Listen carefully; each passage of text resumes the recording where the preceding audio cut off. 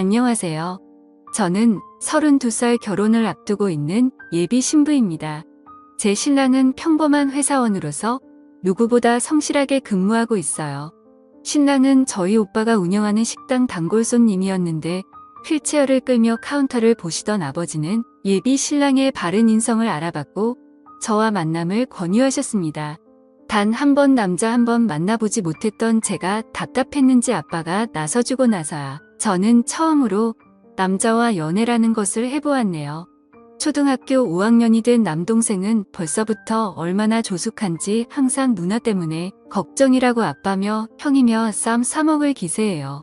제 소중한 가족은 아빠로부터 비롯되었고 돌이켜보면 아빠와 저는 말로는 다 못다할 사연을 안고 있습니다.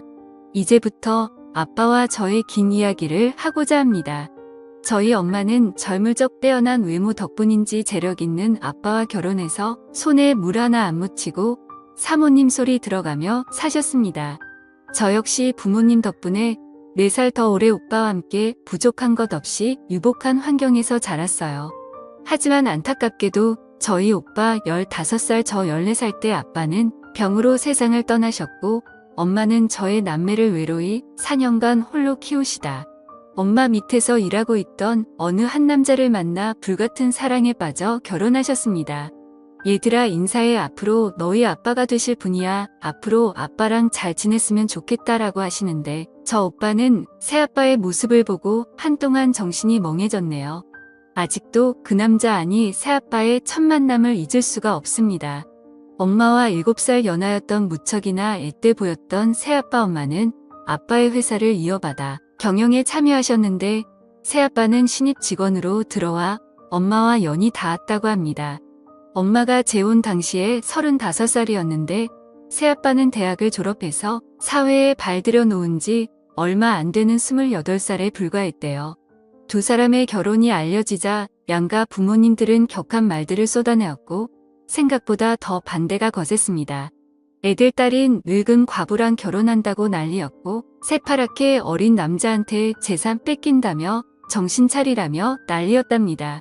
제 친오빠 역시 필사적으로 결혼을 반대하며 드러눕고 생떼를 썼습니다. 친아빠와 정이 각별했던 오빠는 엄마의 재혼을 인정할 수 없었던 것 같아요. 그렇지만 엄마와 새아빠는 모든 반대를 부릅쓰고 결국 결혼해버렸고 저희는 한 집에서 살게 되어버렸습니다. 당시 중학교 3학년이었던 오빠는 충격이 심했는지 점차 반항의 강도가 세졌고 어렸던 제게 늘상 이렇게 말하곤 했어요. 너 절대로 그 남자한테 아빠라고 부르지 마. 할머니도 그 남자 우리 엄마 돈 노리고 결혼한 거라고 했어. 어떻게 해서든지 그 남자를 우리 집에서 쫓아버려야 해라며 심신당부하듯 밀려두었고 그 덕분에 처음부터 저는 오빠의 반항에 덩달아 합류하게 되었습니다. 그러나 절대로 호락호락한 새아빠가 아니었네요. 저희 남매는 일부러 언니가 집안에 풍파를 일으켰고 기어코 엄마의 맘에 고의적으로 상처를 내었습니다. 급기야 오빠는 늘 친구들이랑만 몰려다니며 나쁜 짓을 일삼아 경찰서도 드나들었습니다. 엄마와 새아빠는 이에 마음 아파하며 오빠에게 관심을 기울였지만 돌아오는 건 배은망덕이었네요. 어느 날 오빠가 집안에 이딴값 비싼 물건들을 몽땅 털어 흔적도 없이 사라진 겁니다. 참 이걸 신고를 할 수도 없고 엄마는 그래도 아들이라고 오빠를 걱정하며 찾아 헤맸고 새아빠 역시 백방으로 돌아다녔습니다. 아빠가 이렇게 나으니 주변 새아빠의 어머니는 저희 엄마를 몰아세우며 소매 걷어붙이시고는 아니 어디서 그런 자식같이 않은 것을 달고 시집아 멀쩡한 사람 인생을 망치려 들어 더 이상 우리 아들 신세 망치는 꼴 못 보겠으니 아들과 절연을 하던지 아니면 이 남편과 이혼을 하던지 택해라며 선택을 종용하셨습니다. 그렇지만 아빠는 꿋꿋하게 그런 친인척들에게 철저하게 가족 일에 상관하지 말라고 했고 오빠를 끝까지 포기하지 않으며 저희 가족 곁에서 머무셨네요. 엄마가 그런 아빠에게 제일 고마워했지만 엄마는 그런 오빠로 인해 괴로워하며 결국 쇠약해져가 몸져눕는 날이 많아졌습니다. 엄마까지 무너지자 새아빠는 회사 일이며 집안일이며 엄마 간호까지 자신조차 돌볼 틈 없이 바빴고 그래도 가족들을 위해 안간힘을 썼습니다. 학교에서 친구들은 젊은 새아빠에게 이상한 시선으로 수군거릴 적이 많았지만 절 신경 써주는 아빠의 모습에 내심 싫지는 않았네요. 그러던 어느 날 엄마가 큰 병이 도저 돌아가시게 되었습니다. 엄마는 돌아가시면서까지 아픈 손가락이었던 오빠를 그리워했지만 끝내는 도망간 오빠를 찾지 못한 채 세상을 등지시고 말았습니다. 아빠가 먼저 떠나고 그 다음에 오빠 마지막으로 엄마까지 하나둘씩 가족들이 제 곁을 떠나가니 저는 도저히 살아갈 자신이 없더군요. 그때 새아빠가 엄마의 묘 앞에서 제 손을 꼭 잡아주셨습니다. 진짜 아빠처럼 어른스럽게 엄마를 잃은 저를 진심으로 위로해 주었습니다. 그렇지만 새아빠 역시 어둠이 온 세상을 가려버릴 저 엄마 앞에서 괴로움을 토로하며 통곡을 하던 모습이 떠오르네요. 세상에 태어나서 남자 어른이 그렇게 서글프게 우는 모습은 처음이었습니다. 그렇게 엄마를 떠나보낸 슬픔도 잠시 곧 현실로 돌아온 당시 중학교 입학을 앞둔 저는 훗날의 거취를 정해야만 했습니다. 엄마를 떠나보낸 후 사업은 내리막길을 향했고 급한 대로 엄마 쪽 친척한테 맡겼다가 크게 사기를 당해 저희 집은 그야말로 길거리에 나앉게 생겼었습니다. 친척들은 제게 떨어질 엄마의 유산이 없자 어느 누구도 맡고 싶지 않아 했고 급기야는 보육원 얘기까지 나왔습니다. 아빠는 저를 진짜 취급했던 그들에게 노발대발하며 감정적으로 소리를 질렀습니다. 이 아이는 내 딸이에요. 세상에 아빠가 있는데 우리 딸을 어디다 보내겠어요. 아빠가 딸 키우는 건 당연한 일이니 제 딸아이는 아내의 뜻에 따라 제 손으로 키우겠습니다. 하며 아빠가 저를 맡겠다고 하자 아빠네 가족들은 아빠를 필사적으로 말렸지만 소용없었습니다. 저는 그렇게 일붓 아빠와 단둘이 한 집에서 살며 동거를 시작하게 되었네요. 전 오빠처럼 혼자서는 가출할 용기도 없었던 터라 선택의 여지가 없었어요. 아빠와 저는 여기저기서 빌린 돈으로 간신히 방 2개의 옥탑방을 얻어 살았습니다. 떠나간 빚과 생계를 위해 밤낮 안 가리고 투잡술이자 필사적으로 일한 아빠는 많이 힘들었는지 눈에 보일 적마다 말라가고 안색도 눈에 띄게 안 좋아졌습니다. 그 와중에도 새아빠는 제게 힘들다는 말 찡그린 표정 한번 내비친 적이 없었어요. 늘 제 앞에서는 웃는 얼굴로 출근하기 전 항상 아침을 차려놓았고 저는 아빠 덕분에 학창시절 내내 아침을 거른 적이 거의 없게 되었습니다. 아침마다 메모장에 사랑해 우리 딸 오늘도 아빠랑 행복하자라는 사랑스러운 메시지도 꼭 잊지 않고 써주었네요. 아빠의 노력 덕분에 마음을 열기 시작했고 저희는 서로를 위해주며 꽤 잘 지내는 부녀 사이가 되었습니다. 하지만 세상은 저희에게 고운 시선만을 보내진 않았습니다. 젊은 16살 차에 아빠와 둘이 같이 사니 별별 엄한 소문이 다 돌더라고요. 사람들의 편견이 어찌나 심한지 심지어 학교 친구들이랑 담임 선생님마저도 제게 입에 담기도 불태한 관계로 오해하더군요. 그야말로 이상한 소문의 주인공이 되어버렸습니다. 글을 쓰고 있는 와중에서도 화가 나차마 표현은 하지 않을게요. 그러던 중 다행스럽게도 저희한테 사기친 친척 사기꾼이 잡혔고 그나마 빚의 일부분을 덜 수 있어 살아갈 수 있게 되었네요. 아빠는 빚이 좀 청산되자 저를 정식으로 입양 신청을 했다는 호적에 올려놓았습니다. 법적인 서류가 참 뭔지 제가 진짜로 아빠의 친딸로서 인정받은 기분이더군요. 덕분에 조금 집안이 안정되자 아빠는 저를 위해 신경을 써줬고 제게 관심을 기울여 주었습니다. 그러다 어떤 여자가 아빠를 향해 사랑의 큐피드를 날리기 시작했는데 바로 제가 다니고 있던 학원 선생님이었어요. 사실 그간 전부 훈남인 아빠에게 대시한 여자가 한둘이 아니었지만 삶이 고단했고 저라는 책임감을 달고 살았던 아빠는 모두 다 거절했던 터였습니다. 하지만 이번에는 좀 달랐어요. 학원 선생님은 아빠에게 끈질기게 대시했고 제게도 협조를 구했습니다. 결국 아빠는 선생님을 받아들였고 엄마와의 결혼과는 다르게 만인의 축복 속에서 환영받는 결혼식을 했네요. 엄마 돌아가신 후 5년 후였고 제 나이 18살 고이였네요. 아빠가 엄마가 아닌 다른 여자랑 결혼을 한다고 생각하니 마음이 답답하고 씁쓸하더라고요. 저는 아빠의 결혼이 결정됐을 적부터 단 하루도 마음 편하게 잔 적이 없었습니다. 하지만 제가 아빠 친딸도 아니고 엄마의 결혼대처럼 반대할 권리는 없었으니 뜻에 따르는 수밖에예요. 머지않아 아빠는 선생님과 결혼했고 새엄마가 된 선생님은 얼마 지나지 않아 제 동생을 갖게 되었습니다. 아빠도 자기 핏줄을 갖게 되니 좋았는지 새엄마에게 더할 나위 없는 다정함과 자상함으로 보답하더군요. 저는 이방인이라는 자격지심에 그 모습을 보기가 힘들었습니다. 새엄마 역시 아닌 척했지만 친딸이 아닌 제가 신경 쓰였던지 문득문득 저를 경계하며 질투했고 본격적으로 철풀대하기 시작했습니다. 나 임산부이니 이제부터 네가 집안일 좀 해라. 용돈은 줄일 테니 부족하면 네가 알아서 벌어다 써. 요즘 10대들도 알바하면서 자기 앞다리는 다 한다더라. 얹혀 사는 주제에 그런 염치 정도는 있어야겠지? 라고 하는데 참 기가 막히고 어이없더군요.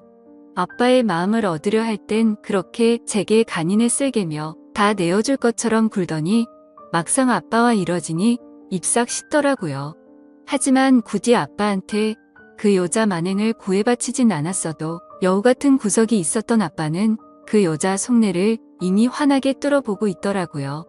어느 날 밥상머리 앞에서 새엄마에게 통쾌한 사이다를 날렸네요. 뱃속 우리 아가도 나중에 학교 보내면 아르바이트나 시킬까? 요즘 10대들도 알바하면서 다 헛가림 한다잖아. 자식도 따지고 보면 나중에 우리 품 떠날 건데 얹혀 사는 게 맞긴 맞지? 라고 댓글을 해주니 새엄마 얼굴이 울크나 불그락해지며 저를 노려보더라고요. 아빠는 든든한 제 편이 맞았습니다. 제 이방인으로서의 소외감은 아빠가 제 마음을 헤아려주는 것만으로 위로가 되었습니다. 허나 그러던 와중에 운명을 송두리째 바꿔놓는 사건이 터지고 말았어요. 매일 사라졌던 오빠가 장장 몇 년 만에 저희 앞에 모습을 드러낸 겁니다. 20대가 되어버린 오빠의 모습은 참 낯설기만 했어요. 집을 나가 있는 동안 무슨 일이 있었던 건지 온몸에는 상처투성로 휘황찬란한 그림이 그려져 있더군요. 겁을 먹은 저를 보자 건들거리며 제 멱살을 붙잡고 드립다 욕부터 쏟아냈습니다. 나쁜 기집애 돌아가신 엄마 아빠 배신하고 저딴 사람이랑 부대끼며 사니까 좋냐? 이제는 그 부인하고 애까지 있는 마당에 붙어 살고 싶어. 하늘에 계신 엄마 아빠 보기 부끄럽지도 않냐? 라며 입에 담지도 못할 험한 욕설을 하며 다짜고짜 손을 올리고 절 아프게 하려고 하자. 새아빠가 오빠를 다급히 말리며 절 지키려고 앞으로 막아서더군요. 우리 그래도 가족끼리 이러진 말자. 우리 딸은 아무 잘못 없어. 다 내가 저질러 놓은 일이니 나한테 책임을 돌려.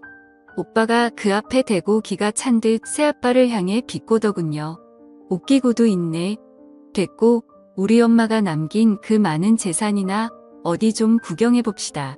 아들로서 정당하게 내 목 챙기러 왔으니까 피차 엄하게 나오지 말고 좀 챙겨주시오. 다고 얘기하자 아빠는 고개를 저으며 오빠에게 사정하듯 말했습니다. 미안하다. 회사가 망하고 사기까지 당해서 빚밖에 남은 게 없다. 만약 돈이 있었으면 우리가 지금처럼 옥탑방에서 살겠니? 우리 형편 좀 봐주고 나중에 아빠가 내가 돈 많이 벌면 그 사람의 아들인 널 절대 외난하진 않을 거야. 너도 내 딸처럼 내 아들이니까. 막상 요구한 돈이 안 나오자 오빠는 인상을 찌푸리며 험해지기 시작하더이다. 아빠를 툭툭 건드리며 밀치는데 그런 오빠 모습이 너무 무섭고 겁이 났어요. 혹시나 분위기가 더 험악해지면 당장이라도 경찰을 부를 생각으로 부들부들던 채로 핸드폰을 꼭 쥐고 있었습니다. 야, 왜 내가 네 아들이냐? 감히 어따 대고 내 아빠를 놀고 있네. 어디서 눈 가리고 아웅하려고 해? 내 돈 가로챌 생각으로 이딴 코스프레하면 내가 속아 넘어갈 것 같아.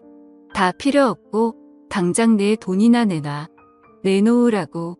오빠는 아빠에게 다가가 위협했고 아빠는 오빠와 몸싸움을 하며 아웅다웅하고 필사적으로 막아내다 그만 잘못되어 옥탑방 3층 옥상에서 하는 멀리 있던 새엄마와 제 비명의 오빠는 상황의 심각성을 파악하고 일이 잘못됐다 싶었는지 호다닥 제 몸부터 피하더군요.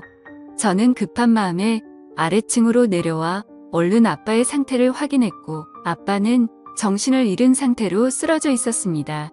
저는 아빠의 의식이 없다는 걸 깨닫고 덜덜 떨리는 손으로 119를 불렀고 아빠는 병원으로 이송되어 뇌타박상 및 뇌출혈로 인한 수술 끝에 중환자실에 입원하게 되었습니다. 이 소식을 들은 아빠의 부모, 형제들과 일가 친척들은 발칵 뒤집혀졌어요. 에라이 이 못된 족속들 같으니라고 우리 아들 핏줄도 아닌 것들이 어디 쌍으로 우리의 인생을 저렇게 망가뜨릴 수가 있어. 결국 내 아들 니네가 합심해 저렇게 만드니 이제 만족하냐? 이 썩을 것들아, 마이의 배은망덕한 것. 이래서 검은 머리 짐승은 거두지 말랬는데 불쌍해서 어떻게 아이고 내 아들 오빠의 같은 핏줄이라는 이유만으로 아빠가 저리 된 건 모든 게 제 탓이라고 하며 온갖 악담과 욕설을 쏟아부었습니다. 저를 재수 없다며 아빠 곁에서 냅두치려는 사람들 앞에서 버티며 저는 끝내 아빠의 곁에서 떠나질 않았습니다. 아니 못했습니다. 미안해서 죄송해서 나 몰라라 발길이 떨어지질 않았습니다. 자칫 의식불명이 되어 식물인간으로 살아갈 수도 있는 충격적인 진단에 저는 하늘이 무너지는 것 같았습니다. 내 아빠는 제 하늘이었어요. 하늘의 존재 없이 저는 살아갈 수가 없었기에 아빠가 더 간절했습니다. 새엄마는 임산부였던 터라 병원 출입이 삼가된 탓에 제가 아빠의 보호자임을 자처하고 곁으로 다가섰어요. 중환자실에 입원한 상태로 누워있는 아빠를 보고 울지 않으려 입술을 꽉 깨물었습니다. 떨리는 손으로 아빠의 손을 느껴보니 유난히 차갑더군요. 아빠의 입술이 이 세상 사람처럼 보이질 않았습니다. 언제나 뜨거운 두 손으로 제 손을 어루만지고 어깨를 다독여주던 아빠였는데 믿을 수가 없었습니다. 제게 늘 환한 웃음으로 맞아주던 든든한 제 편이었던 우리 아빠. 아이들 딸림과 부를 살아냈던 대가로 젊은 날의 생을 비난과 오해로 살아야만 했던 가엾던 내 아버지는 모진 세월 등지고 그렇게 세상과 이별할 준비를 하고 있었습니다. 아빠를 이렇게 보낼 수 없었던 생과 사가 갈리는 그곳에서 소중한 분이 삶의 간절함을 느낄 수 있게 매일 아빠의 손을 잡아주며 말을 걸어주었습니다. 이 고비만 넘기면 이번에는 내가 아빠를 위해서 살게 약속해. 아빠가 전부라고 알고 살아온 세상에 혼자 내버려 두지 마. 제발 나 버리지 마. 이렇게 나만 세상에 버려두고 절대 가면 안 된단 말이야. 아빠라고 아빠를 붙잡고 울부짖고 또 울부짖었네요. 아빠의 숨결이 와닿질 않아 가슴이 타들어갔습니다. 그런데 제 소망을 절대적인 분께서 응답이라도 해주셨던 건지 마침내 기적이 일어나고야 말았습니다. 어느 날 아빠가 의식을 차렸단 소식을 제일 먼저 듣게 되었습니다. 저는 한순간 지옥에서 천국으로 들어섰고 가슴이 벅차오르는 기쁨에 아빠에게 다가섰습니다. 의식을 회복한 아빠는 며칠 후 일반 병동으로 옮겼고 빠른 회복 속도를 보여갔습니다. 그러나 절대적인 그분은 야속하게도 모든 걸 다 내어주진 않더군요. 제 기도가 부족했던 건지 후유장애로 인한 팔다리 마비가 발생하게 되어버렸대요. 아빠는 재활 전문 병원으로 전원하였고 2년 정도를 재활치료에 힘썼으나 호전없이 팔다리 마비가 잔전하는 상태가 계속되어 버렸습니다. 막대한 치료비는 다행히 보험을 들어나서 영부적 후유장애를 인정받아 보험금을 지급받을 수 있었지만 모자른 금액은 또 다시 빚을 지게 되어 치료비로 사용하게 되었네요. 제가 한심하게도 아빠를 돌보는 모습을 보고 아빠의 가족들은 어느새 제게 조금씩 마음을 열기 시작했습니다. 제게 힘내라는 말도 해주고 제가 피곤할까봐 싶어 교대로 병간호를 하자는 아빠의 형제들도 있었습니다. 말이라도 고마웠고 그걸로 전 이니 충분했네요. 아빠의 병간호로 인해 학교를 빠지는 시간이 많아져 저는 부득이하게 학교를 그만두고 아빠의 곁에서 시간을 함께 보냈습니다.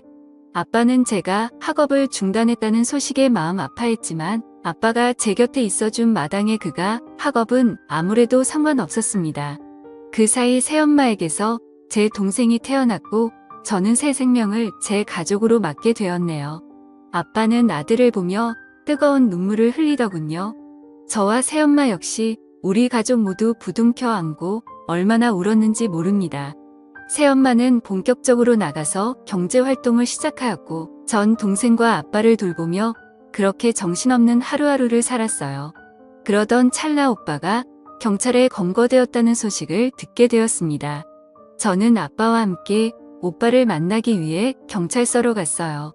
오빠는 다행히 짐승이 아닌 인간이었는지 아빠의 상태를 보고 한순간 말을 못 잇다가 이내 무릎을 꿇고 삐뚤게 나갔던 게 이럴 줄은 몰랐어요. 제가 저지른 죄에 대가 다 받을게요. 잘못했어요. 라고 아빠 앞에서 진심으로 죄를 뉘우치는 것 같았습니다. 하지만 아빠는 이미 이렇게 되어버렸고 아빠를 이렇게 만든 오빠를 이제는 제가 용서할 수가 없었어요. 오빠에게 달려들어 모진 말들을 쏟아내려 했지만 아빠가 말리시더군요.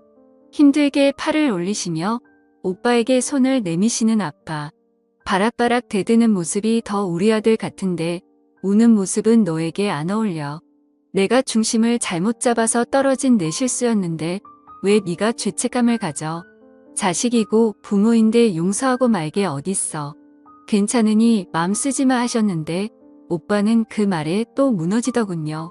어쩌면 이것이 아빠의 진정한 복수라면 복수였네요. 그것 때문에 오빠는 죄책감에 사는 게 힘들어 보였으니까요.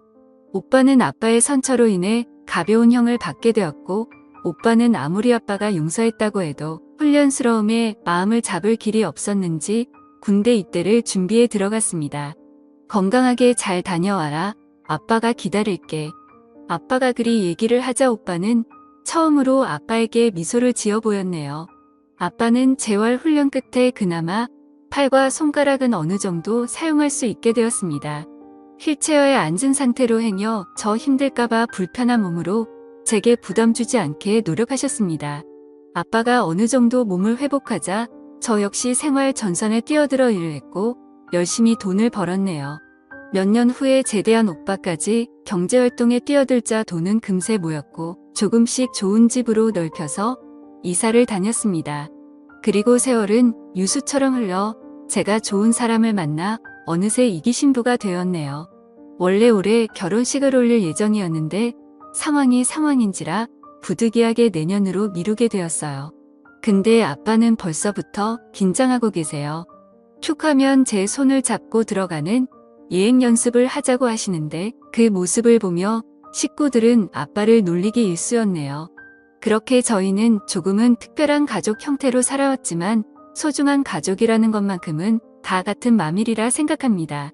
사실 아버지가 이런 모습으로 거듭나기까지 말로는 다 못다 할 일들이 더 많지만 너무 길어질 것 같아 이쯤에서 줄이겠습니다. 어릴 적부터 저를 안아주시고 품어주셨던 우리 아버지 진심으로 사랑합니다.